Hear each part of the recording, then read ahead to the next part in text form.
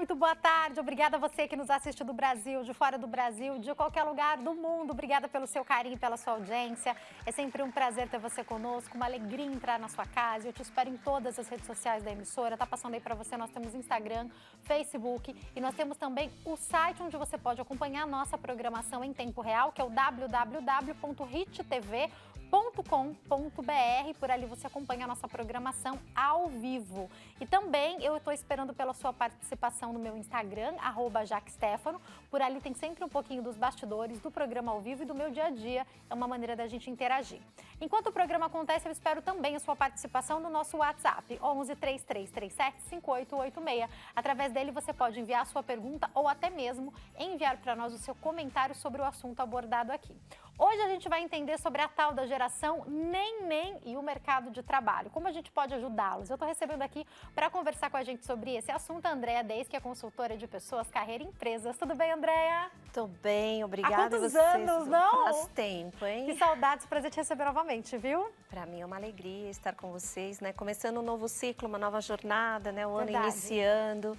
Acho que é tão importante a gente falar, revelar, né? É verdade. E, Andréa, conversando com você, te acompanhando nas redes sociais, vejo o quanto você está ativa, também dando aula, e você me falando que agora, daqui a pouquinho, vai se tornar doutora também. Parabéns. Sim.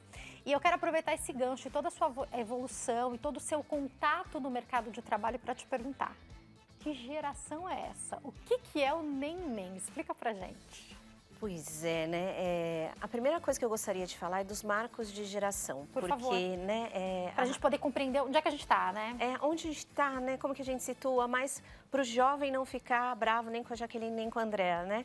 Porque se tem uma coisa que as gerações não gostam hoje, são de estereotipar, né? De rótulos, né? Eles não gostam. Quando você fala quem é o neném, eles já vão falar quem são vocês para estarem falando sobre nós. Seus cringes! Calma, aquietem os corações, né? Então eu gosto de apresentar a geração neném de uma forma diferente, Por né? favor. Uma forma Andréa Deis de ser. Eu falo que é um grupo de pessoas, de comunidade, jovens, que estão numa fase transitória. Por isso que a gente chama aí de uma fase que vai desde os 17, pode chegar até 28, 29, 30 anos. Sim, é um período que depende da maturidade ou não deste grupo de indivíduos, né? Vamos chamá-los assim. Porque aí uns falam, mas esse não é tão criança, não é tão adulto. Talvez se nós não olhássemos para as pessoas tanto para categorias, nós compreendêssemos melhor o outro. Eu acho que a falta de compreensão do outro vem da gente tentar categorizar quem são as pessoas, né? Por isso que eu gosto de dizer que esse grupo, esta comunidade que está entre este espaço, no momento transitório de amadurecimento, aonde está buscando, ainda está com dificuldades de entender, né, quem é ele dentro da sua individualidade, né? Nós temos um eu individual, social e cultural. O que significa isso?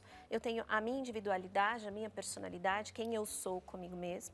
Eu tenho um eu social, eu filho, a gente está falando de pai, de mãe, então eu nos meus diversos papéis que eu cumpro. E a gente tem um eu cultural, eu dentro de um grupo ali social que eu formo, por exemplo, de uma etnia que eu faço parte.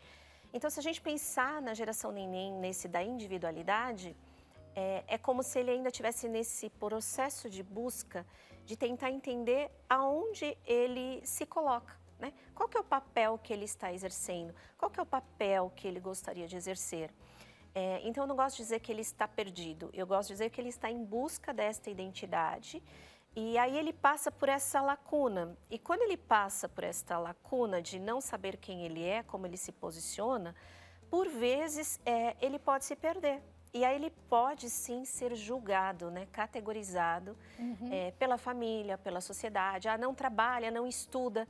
E marginalizar alguém é colocá-lo à margem. O quanto mais nós mais rotulamos e mais marginalizamos, mais à margem ele estará. Então eu já começo por aí, né? A partir do momento que a gente categoriza e fala nem trabalha, nem estuda, eu estou deixando de compreender, entender esse espaço que ele está para falar como se ele tivesse uma incapacidade. A geração neném não é uma geração incapaz. E aí eu vou colocar como um grupo que fez parte, talvez, da constituição desta geração num traço de falar. Porque do que se faz uma geração, né? Nós temos sempre um triângulo, né? o eu, o outro e o mundo. Então tá lá ele no neném, o outro, os pais que fizeram parte dessa constituição e o mundo meio externo que cobra dele. Talvez, né, um dos aspectos que a gente trabalha é que o mundo e essa sociedade também facilitou um pouco a vida deles. A nossa vida, né, nós da geração X, criados por Baby Boomers, a gente teve uma vida um pouco mais complexa. O que a gente quis fazer? Dar uma vida melhor para os nossos filhos. Você quis dar uma vida e está dando uma vida possivelmente muito melhor para o Davi. E será que com isso aí não tem aquilo que as nossas mães falam? Será que a gente não está estragando? Muitas vezes a gente está reforçando algo ali que não está gerando dependência para esse indivíduo. E que aí esta geração, ela se marca por esse traço, onde ela tem uma demora um pouco mais para encontrar esta identidade e esse espaço no mundo. Andréia, era exatamente essa próxima colocação que eu queria fazer, que era entender, sem julgamento, mas de fato tentar compreender qual foi o papel dos pais na criação desses filhos, porque acho que você colocou um ponto que é fundamental. Às vezes eu falo isso aqui no programa, se eu pudesse, eu punha dentro de uma bolha e não deixava sofrer, não deixava passar por nenhum momento difícil. E eu me lembro quando a sua filha ia prestar o vestibular, e você falou algo assim, né? Se eu pudesse, eu ia lá e fazia por ela, mas ela precisa passar por isso. E eu acho que nesse equilíbrio, ou até desequilíbrio das nossas gerações criando filhos, tentando dar o melhor, às vezes deixando de ter para dar para os filhos, porque financeiramente a gente sabe que não eram todos que podiam, mas aí a mulher está no mercado de trabalho, está se sentindo culpada, comprando, entregando tudo que esses jovens pedem. Nessa tentativa de fazer o melhor, será que a gente, de alguma maneira, errou, talvez? Eu acho que, eu não acho, não gosto de falar a palavra errou, mas você entendeu o que eu quis dizer, né? Entendi perfeitamente. E aí me faz, né, a gente tem aí um grande amigo em comum, que é o seu diretor querido aí, né? Uhum. E hoje, eu estava conversando com o Ronaldo no início do programa e ele me disse uma coisa, ele trouxe um fato bem bonito, né? Ele tem 2 filhas e ele falou assim, eu recebi uma das minhas filhas esse final de semana que fez algo que talvez em outra época ela não faria. Então, ali estava, né, eles estavam numa comemoração, no almoço, de repente ela levantou e ela falou, deixa que eu lavo a louça. Ele falou, poxa, mas até aquele momento ela não tinha, por isso que eu não gosto de categorias. Então, talvez, em algum momento, nós fomos lá, a gente lavou todas as louças, arrumamos todas as camas, pagamos todas as contas. Compramos todos os brinquedos, compramos podendo ou não, todos os brinquedos, podendo ou não, nos endividávamos, porque acreditávamos que naquele espaço morava um amor, que morava o cuidado, a gente tinha medo, né, de que faltasse algo, que eles não se sentissem acolhidos. E talvez nesse excesso de cuidado, a gente não fez com que eles buscassem, a gente chama isso até de aspectos de condição de certeza, né? Então, que eles buscassem aquilo sozinho, né? Desse sentimento de capacidade, certeza de eu posso fazer, eu consigo fazer. Porque a hora, né, que o Davi chega e fala, estou com sede, será que você espera ele buscar água? Eu vou lá e busco um copo de água e levo para ele, né? Mamãe, estou com fome. Eu vou lá e deixo ele escolher algo para comer ou me antecipo e falo, isso é mais saudável para você comer? Então, de repente, essas antecipações, né, fizeram com que esta geração, ela tivesse tido uma vida mais à mão, né? Uma vida mais solidária, né? E aí não dá, né, André? Eles chegam com 20 anos, aí você fala, não, agora ele tem que se virar e saber fazer tudo sozinho. Isso. Também não dá, né? Ou com 17, escolha a sua... Boa sorte, escolha a sua profissão. Não é tão simples, né? Não. Por mais que a nossa geração, a gente veio de uma geração onde tinha uma coisa na cabeça, né? A profissão que você escolheu, a faculdade que você escolheu, você vai ter que seguir pro resto da vida. Hoje a gente já sabe que não é necessariamente assim. Mas, de qualquer maneira, você chegar para uma criança, para um adolescente de 16, 17 anos, o Davi vai ser meu bebê com 17 anos, que você talvez tenha entregue tudo na mão, achando que estava fazendo o seu melhor, e falar, vai lá, tá? Se vira. Não dá para fazer isso também, né? E nem categorizar, eu acho que é perfeita a sua colocação, né? A gente, como você disse agora tudo, né? Eu ofereço tudo, e aí eu chego, de repente eu falo, nem estuda nem trabalha, é uma geração acomodada. Será que é isso mesmo? Ou é uma geração com outros traços? De repente, eles conquistaram uma facilidade. Dentro dessa facilidade, eles deixaram, ou talvez nem tiveram a oportunidade, porque nós ocupamos todo esse espaço, a gente teve uma culpa, a sociedade, eu falo, né? O eu, o outro e o mundo, né? A família, os avós. Eu faço um trabalho social também numa comunidade de São Paulo. Eu fui visitar em dezembro uma família aonde... Sabe o que aconteceu, Jaqueline e Conte para Stefano? nós. Vou contar, né? Sem contar nomes. Mas chego eu para visitar e existia uma queixa escolar que a criança, por exemplo, uma criança de 7 anos, ela se perdia, não era focada, era hiperativa, então, e que ela tinha muita dificuldade com as regras, né? E tinha uma queixa escolar assim. Enquanto psicólogos, o que a gente faz? Vai entender a queixa escolar para entender como que eu posso ajudar, auxiliar aquela criança ou não. Jaqueline e Stefano, Conte. chego eu para fazer o que a gente chama de visita domiciliar. A avó tirou a criança de casa e sumiu, a avó e as tias, porque na minha neta e na minha sobrinha ninguém conversa e ninguém fala nada sobre ela. Quem são vocês de fora que vêm querer saber sobre a vida da minha neta? Do meu bibelô. Do meu bibelô. As tias, as avós tiraram. Eu cheguei lá, estava o pai e a mãe sozinhos e disseram, a criança não está, porque a avó e as tias, quando ficaram sabendo, ficaram muito bravos e tiraram a criança de casa. E aí depois vai ser aquela família, talvez, que lá com 20 anos fala, a criança não estuda, não trabalha. Então, hoje eu não concordo em a gente falar, fiz certo ou fiz errado. Perfeito. Não tenho certo, não tenho errado. Eu acho que Até porque 100% certo, acho que nenhum pai consegue fazer, né? Nenhum pai. O fato O que temos é isso, né? E agora, né? Hoje, se eu pudesse definir, depois de muito tempo de estudo, e eu falasse quem são as pessoas, eu definiria isso numa palavra. Qual? Histórias. Perfeito. Davi é uma história, Andressa é uma história, essa criança que eu falei é uma história. Essa história é constituída de cuidado, de dores, de sentimentos. De ausências também, que aqui a gente está falando de superproteção, mas o contrário também existe, de né? ausência também, é isso, perfeito, de histórias. Numa história cabe tudo. E E aí chega no momento que você vem cobrar algo do dia para a noite sobre uma história. Isso não existe. E aí, Andréia, queria que você falasse, já a gente vai falar bastante sobre como ajudar essa geração, mas de algo que a gente viu acontecendo muito nos últimos anos. Fora do ar, eu fico sabendo muito mais do que a gente traz aqui para vocês, e a Andréia com certeza sabe muitos casos de jovens tentando suicídio. Sim, muito. Uma geração que praticamente todos os psicólogos com quem eu falei nos últimos anos, Andréia, a gente tem falado muito sobre prevenção, sobre como identificar uma pessoa que pode estar sofrendo. E o que os psicólogos têm me falado, agora eu quero ouvir a sua fala, a sua percepção disso, que é... Eles não sabem lidar com frustração, está sendo muita dificuldade, porque nunca ouviram um não em casa. Quando ouvem um não em qualquer ambiente, na vida pessoal, num namoro que quer começar, às vezes até na escola, não sabem lidar com isso. Isso é um ponto que você identifica também? Eu gosto muito de levar para as histórias e para a razão existencial dessas crianças, né? Todos nós, para a gente existir, eu falo que são histórias. A gente tem 2 pilares hoje, como eu estudo, como eu gosto de enxergar o ser humano. Histórias e casualidade, né? Então, nós temos que viver por uma causa ou não.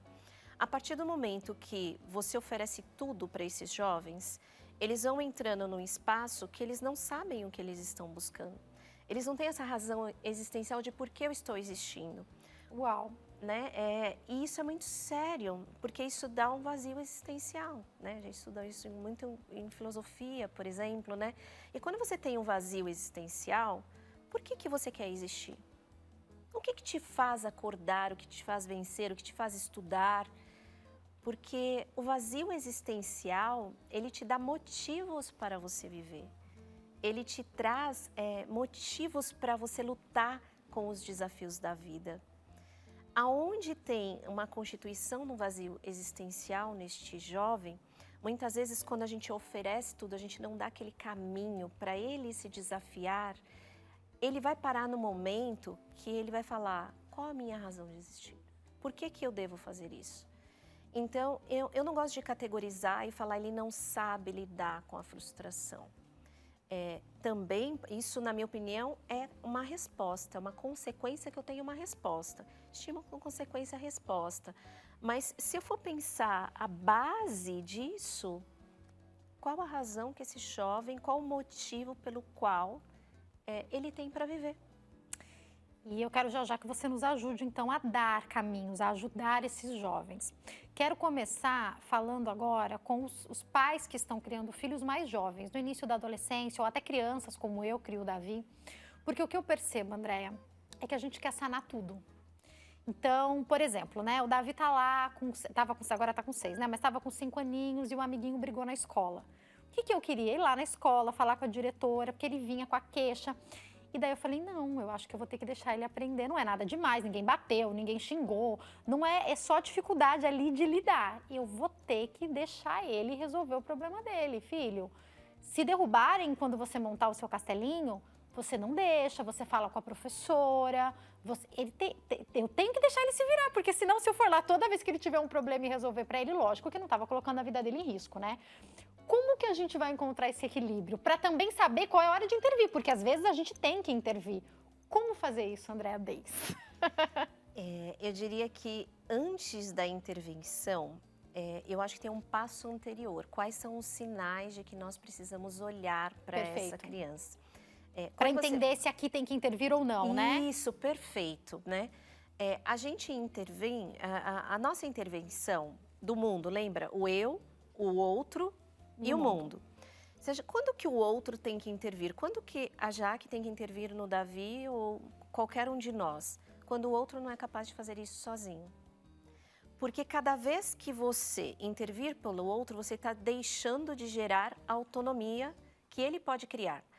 Como eu acredito que pessoas são histórias e essas histórias elas precisam ter este pilar de ter uma causa para viver, uma razão de existir, se você tirar toda essa razão de existir e a causa, ele nunca vai ter autonomia.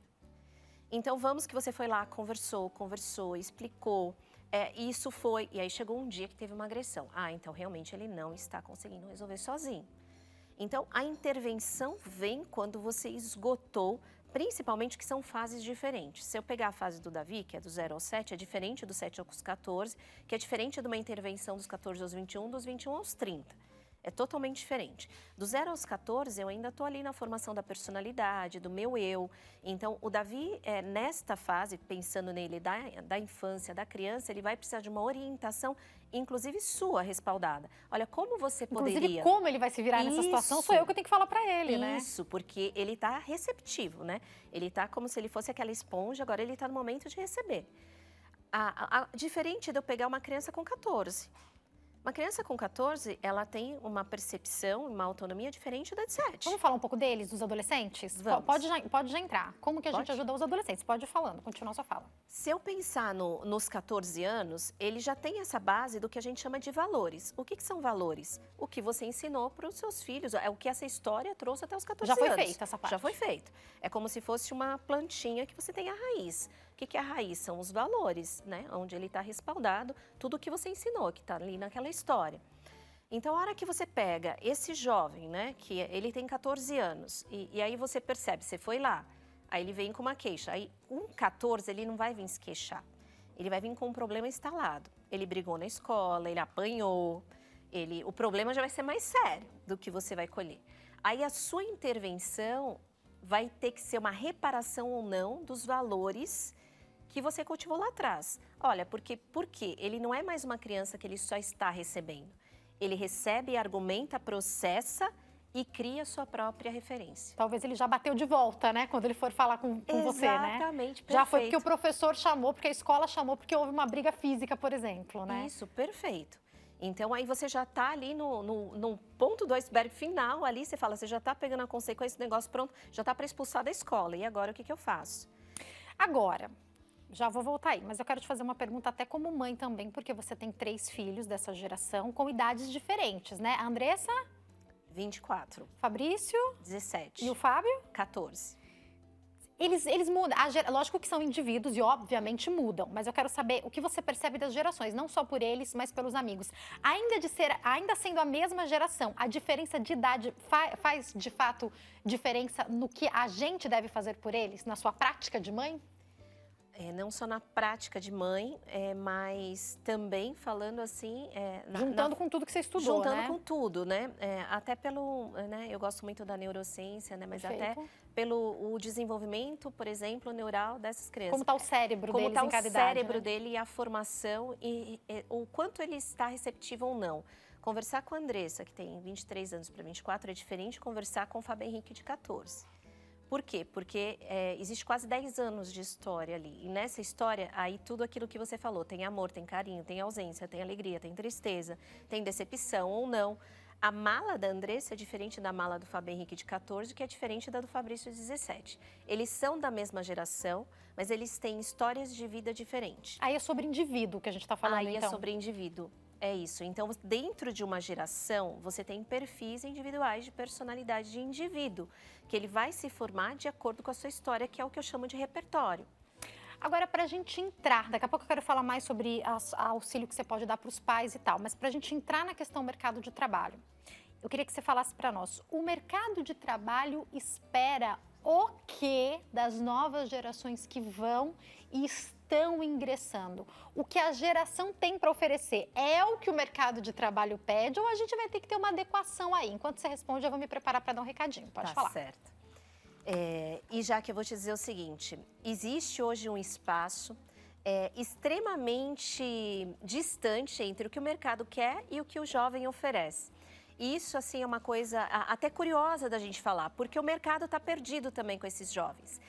Ele ainda está buscando tentar entender quem é este jovem, o que ele precisa, quais são as necessidades, quais são os objetivos. Então, se a gente pensar quem são as organizações hoje e quem é esse jovem hoje, eu dizia que justamente o que a gente tem é uma lacuna, é um espaço que deve ser trabalhado dentro da cultura organizacional. Eu vou para o break, daqui a pouquinho eu tô de volta e a gente continua esse bate-papo, então não saia daí.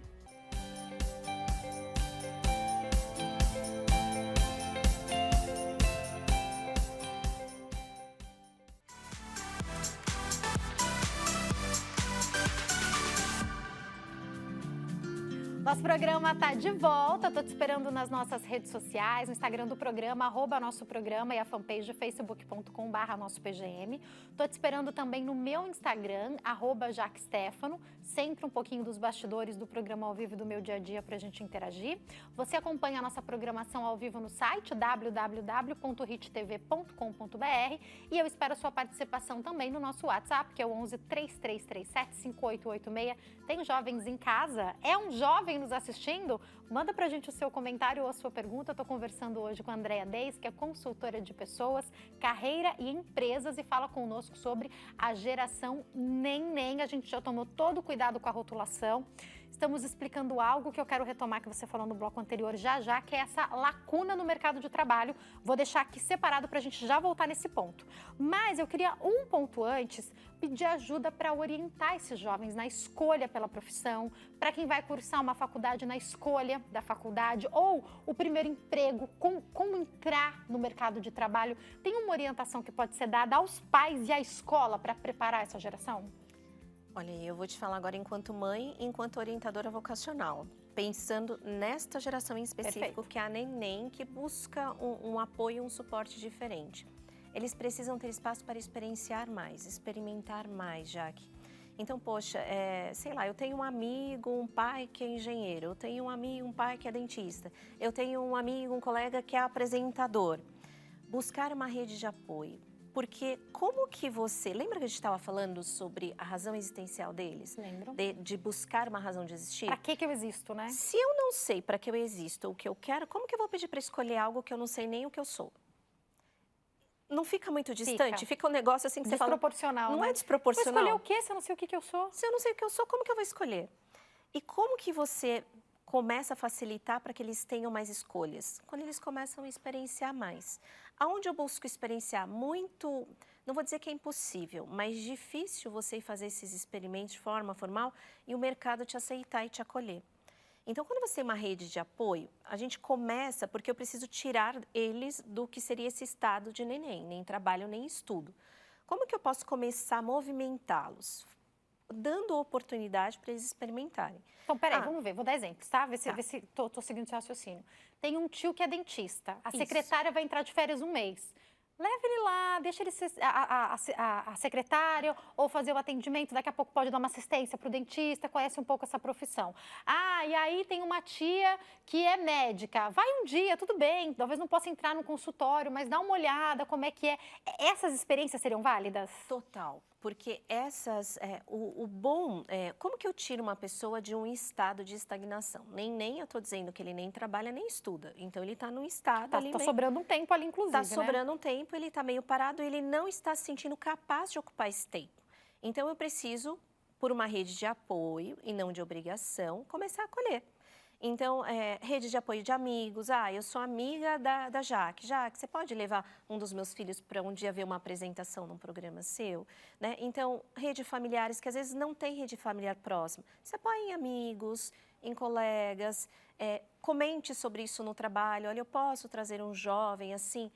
Hoje, eu acho que todos os lugares, entendendo a situação, estão muito abertos e receptivos a isso. Uhum. E a gente fala desse Dia Day, né? Ofereça esse dia para esse jovem, deixa ele experienciar, porque ele vai começar a gerar esse movimento. A partir do momento que você perceber o interesse maior por algo, você vai começar a entender, poxa, existe algum... Aí não coloque já numa faculdade, não obrigue já o jovem a escolher, porque se ele está gerando interesse é só um primeiro degrau. Cursos rápidos. Tá. Então, sei lá, ele gostou do jornalismo. O que existe dentro da área do jornalismo? Um cursinho de locação, um cursinho de redação, tem uns cursos menores que você faz em 3 meses para compreender sobre a área ali, né? É isso. Eu quero ser médico. Vai fazer um curso assim, um curso rápido de algo que vai falar sobre biologia. Eu quero ser um fisioterapeuta, achei muito legal, área de esporte. Poxa, vai entender um pouco mais, vai fazer um curso ali meio esportivo para entender como que funciona a biologia. O porquê? Porque são passos pequenos, né? A gente não consegue fazer um movimento grande, brusco, porque senão, o que acontece? Qual que é um traço dessa geração também?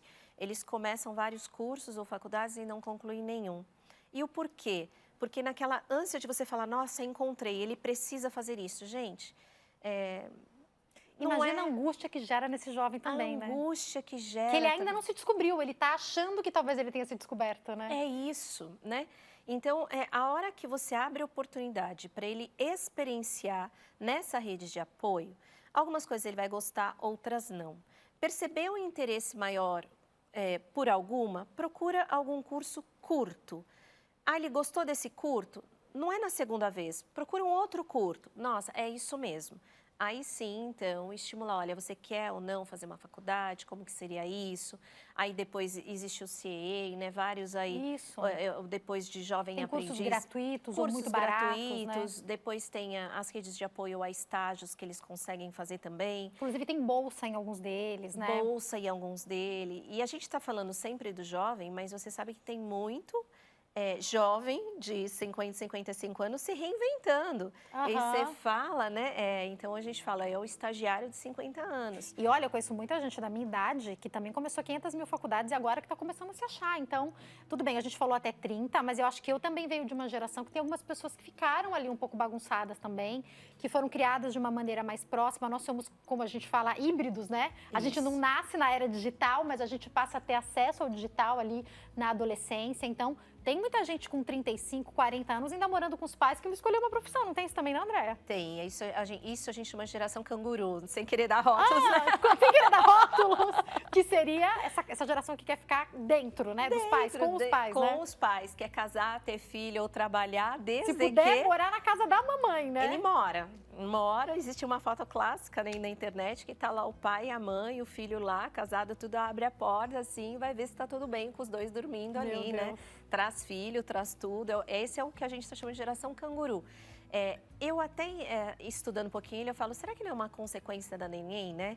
Porque eles passam por essa fase da neném, mas, na minha opinião, eles não conseguem sentir tão autônomos ou livres. Não teve o suporte que precisava, mas quiseram seguir. Então, seguem debaixo das asas, né? Aí eles casam, às vezes fazem uma faculdade ou não, só não saem da casa dos pais. Porque tá ali o porto seguro. Você sabe que eu estava brincando? E outro dia até conversei com um psicanalista, estava brincando com a Andréia fora do ar, que às vezes no fim de semana, quando meu marido não tá, eu saio com os meus pais, eu brinco que eu falo, meu pai dirige o meu carro, meus pais vão na frente, eu vou atrás, junto com meu filho, que eu quero ser filha também. É uma brincadeira, mas o psicanalista estava falando, Jaque, Isso é a busca pelo porto seguro. Em alguns momentos é saudável quem pode ter essa relação.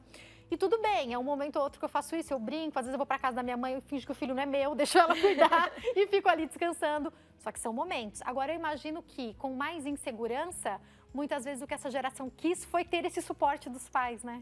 Exatamente. Ou ela teve muito esse suporte dos pais. Que o excesso de proteção gera insegurança também, gera né? insegurança. E aí depois ele conseguiu, lembra que a gente fala que são degraus? Então ele conseguiu gerar aquela autonomia, experienciou, conseguiu se encontrar, achou uma profissão. Só que mesmo assim não se sentiu totalmente autônomo para seguir, né? Então isso é individual de cada um, né? Cada um vai ter o seu limite, que é o que a gente fala dessa geração canguru. Então ele passa por algumas coisas, mas mesmo assim ele quer ficar dentro da casa dos pais. E talvez não conseguindo ajudar a geração neném, ela possa se transformar em alguém como esses da geração canguru, né? Perfeito, é isso. E aí, Andréia, eu queria que você explicasse para nós, desses desafios que a gente tem hoje no mercado de trabalho, eu quero voltar para a lacuna, que você falou que já existe.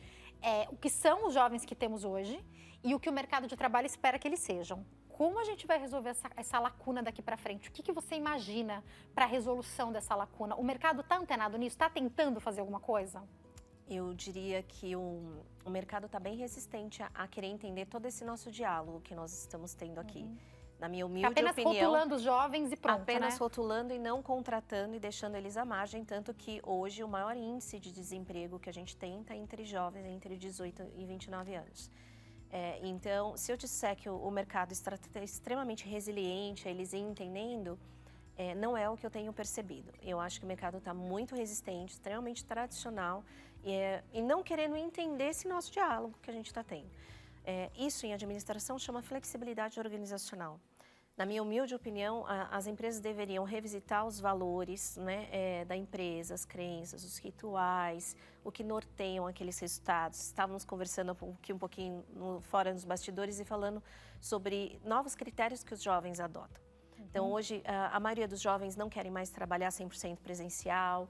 A gente está falando do dress code, né? Muitos não aceitam o dress code tradicional como e eu vou te dizer que muitos desses são inteligentíssimos e têm grande capacidade cognitiva, técnica e especificidade. Gente. E as empresas podem estar perdendo isso, né? E as empresas podem estar perdendo. Eu falei recente aqui no programa, eu fui na reunião escolar do meu filho e o diretor da escola, ele foi convidado para ir à NASA, fazer um projeto lá e tal. Até ele filmou um pouquinho, mostrou nas redes sociais dele, super legal.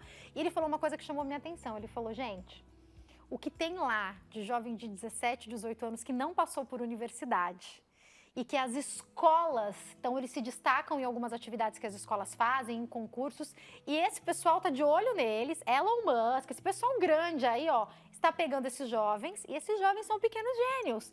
E talvez nem fizeram uma faculdade. Se não tivessem tido um olhar de alguém que os chamasse, estariam aí na geração neném, talvez, sem se encontrar, à margem. Queria que você falasse um pouco sobre isso. Você deve perceber esses jovens espalhados por aí também. Não significa que eles não são inteligentes, né? Perfeito, né? E também a gente não está fazendo nenhuma apologia de que não se deve estudar, né? Nem Muito todos são gênios, né? E mesmo sendo estudando, vão desenvolver ainda mais, né? Claro. E eu acho que isso é importantíssimo que você traz, porque muitos deles, por isso que eu não gosto desses rótulos, nem trabalha, nem estuda, porque ali tem gêniozinhos, né? Que se desenvolvem intelectualmente, a gente percebe que o cognitivo deles, assim, até muitas vezes eles perdem o interesse pela facilidade que eles têm Aprendem mais rápido, né? Eles aprendem mais rápido, a hora que vê já está indo, voltando, e aquilo se torna desinteressante, né? Por isso que, na minha opinião, deveria ter um estreitamento de diálogo entre as empresas. Agora eu vou falar uma coisa feia, né? Mas eu vou falar, na minha época, né? Tinha o que a gente chamava dos patrulheiros, né? Os patrulheiros, a gente entrava muito pequena lá, usava aquelas roupinhas caques, não era nem se a gente tinha 14 anos e ninguém morria, você entrava lá e você experienciava e trabalhava dentro das empresas. Eu acho que as coisas ficaram mais difíceis, na minha opinião, agora. Eu fui patrulheira, né? Depois de patrulheira, eu fui fazer outras coisas. até conseguir ser uma estagiária, porque estagiário mesmo você só consegue depois quando você termina o ensino médio, entra numa faculdade. E o que você faz entre esse espaço se você precisa trabalhar? Eu fui uma jovem que eu tive que trabalhar com 14 anos. O que você faz entre 14 e 18 se você não tem esse apoio? Na minha época existiam esses patrulheiros, hoje sinceramente eu não sei. Mas aí, André, eu vou me preparar para dar um recado, eu quero te deixar uma pergunta. A gente fala hoje, por exemplo, sobre os jovens, sobre o jovem aprendiz, que é excelente, a gente tem aqui na empresa, mas a gente muitas vezes olha só para uma família mais carente financeiramente que se enquadre ali, o que eu acho excelente. Mas não importa, na minha opinião, o quanto dinheiro a família tenha. Todos nós somos de geração, então eu vejo, por exemplo, a família do meu marido que não tinha nenhum problema financeiro, com 14 anos eles foram ajudar o pai na pizzaria, vai trabalhar, quando o pai não tiver, vai fazer massa, não é que eles estavam na linha de frente não, eles estavam ali, você sabe, você conhece um pouco a história do Caio, estavam ali trabalhando, ele e o irmão, e quando o pai não podia, quando faltou o que faz a massa, eles iam lá fazer a massa, faltou o que atende o telefone, vai atender telefone. Hoje parece que não se deve fazer isso. Os jovens que têm condição financeira não aprendem que vão precisar também trabalhar. Fala um pouquinho, repercute um pouco isso enquanto eu vou dar um recado, por favor. Claro. Uma coisa que você trouxe muito importante é que o jovem aprendiz é independente da classe social, né? Todos nós somos um dia jovens aprendizes. O jovem aprendiz, ele diz respeito a uma faixa etária de idade, onde esse jovem ele está ali para descobrir coisas, ele está no momento de descoberta. E essa descoberta está nesse momento de experienciar.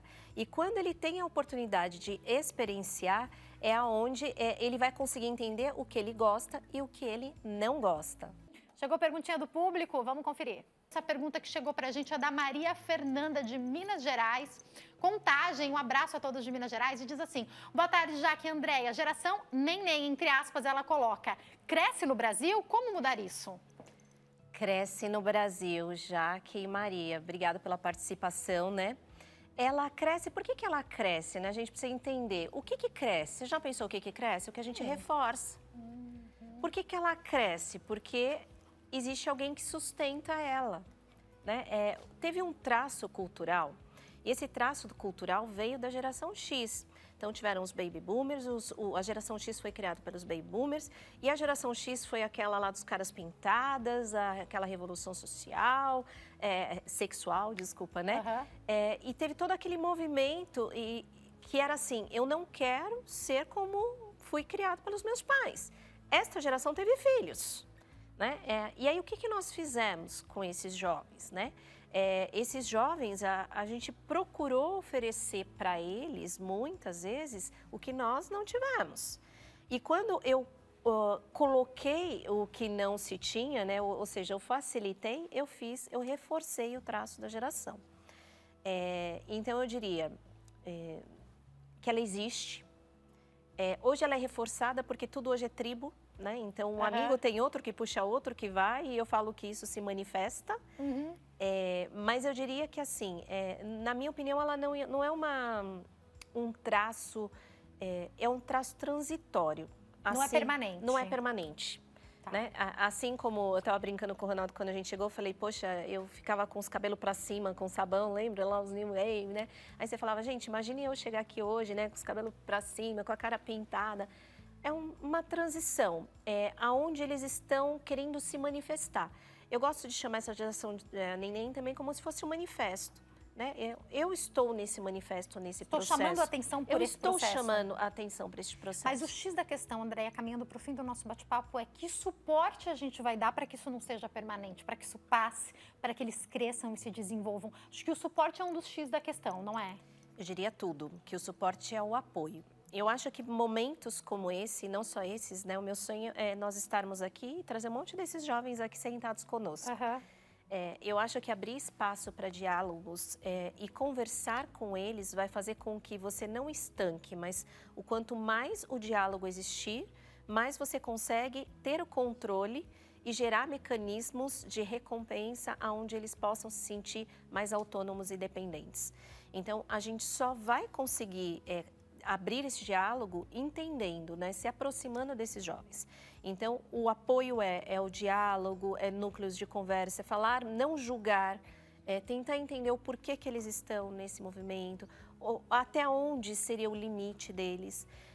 não simplesmente categorizá-los, como se isso fosse um traço realmente de preguiça, de doença. Não, mas eu preciso me aproximar. Então, essa rede de apoio, desde as escolas, quando eu falo do mundo, eu falo escolas... Eu ia até te perguntar, quem que é o mundo, né, nesse pilar que você falou para nós? Eu diria que um dos principais mundos, por exemplo, a espiritualidade é o mundo. A ONU diz, nós somos hoje um ser biopsicossocial e espiritual, e nos esquecemos disso. Por exemplo, todas as igrejas, independente da igreja que você é, Perfeito. você ter uma espiritualidade extremamente importante. E as igrejas, normalmente, por exemplo, independente do espaço dela, existem comunidades e pessoas que têm grupos de jovens. Verdade. Estes grupos de jovens são extremamente saudáveis e têm um diálogo saudável. Então, quem que é o mundo? São as escolas, são as igrejas, são os clubes, são os bares, né? Por que a gente não coloca em bares, em casas de jogos ou não? Por exemplo, conversas, espaços abertos para se conversar, porque não é o espaço onde você está, mas é a formação do ser que você está fazendo para um mundo onde ele vai ter que existir. Perfeito. É maior do que aquele estado de momento dele estar num bar ou numa igreja, é o que você está fazendo que ele vai levar para a vida como um todo. E aí, André, ainda falando sobre esse suporte, essa ajuda, enquanto mercado de trabalho também, né? Porque, de alguma maneira, na empresa onde cada um de nós atua, provavelmente vai ter um jovem aprendiz, e essa dificuldade que a gente tem para entender a cabeça, a geração. Será que não vale a gente pensar em... Tá, se enquanto pais eu tenho que começar a dar autonomia, às vezes você tá aí com um filho adolescente, né? Um filho de 15, 16 anos... Se criou assim até agora, começa a entregar essa autonomia para o filho e tal. Mas agora, pensando em como o mercado de trabalho, será que não vale a pena entender que talvez o mercado possa mudar? Porque quando a gente fala em home office, tantas empresas viram quão positivo é o home office. Tudo bem, eu não estou falando que esses jovens não têm que interagir com gente. Mas às vezes, vem uma vez por semana. Por que a gente também não pode inovar? Não estou falando para deixar mais cômodo para essa geração, mas será que a gente também não pode se encaixar um pouquinho?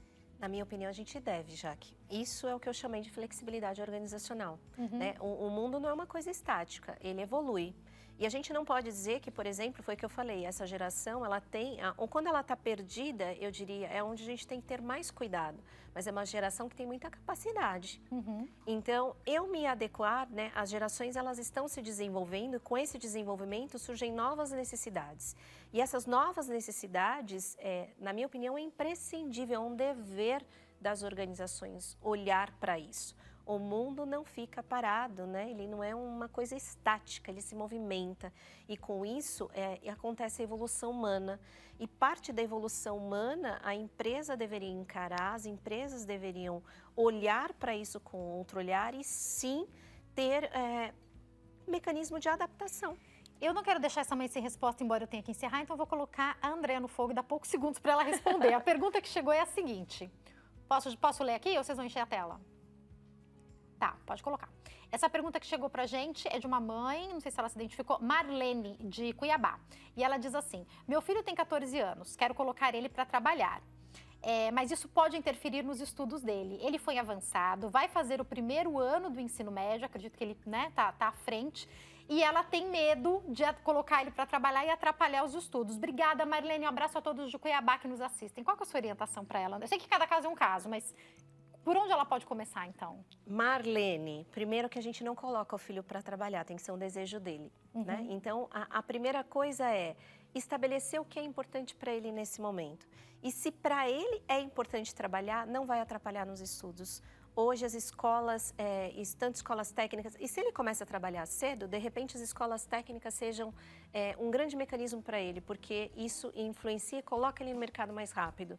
Mas eu diria que o princípio de tudo é abrir um diálogo, não ela colocar, mas ele querer começar a trabalhar aos 14 anos. Perfeito, obrigada pela participação. Eu tenho que encerrar. Quem quiser entrar em contato com a Andréa, eu vou deixar o Instagram, @AndreaDeis. Tem também o LinkedIn, Andréa Deis, e o site, andreadeis.com.br. Obrigada, Andréa. É um prazer te receber aqui, viu? Obrigada, foi um prazer. Um beijo grande. Obrigada a você pelo seu carinho, pela sua audiência. Um ótimo fim de semana e até segunda-feira, se Deus quiser. Tchau, tchau. Hoje...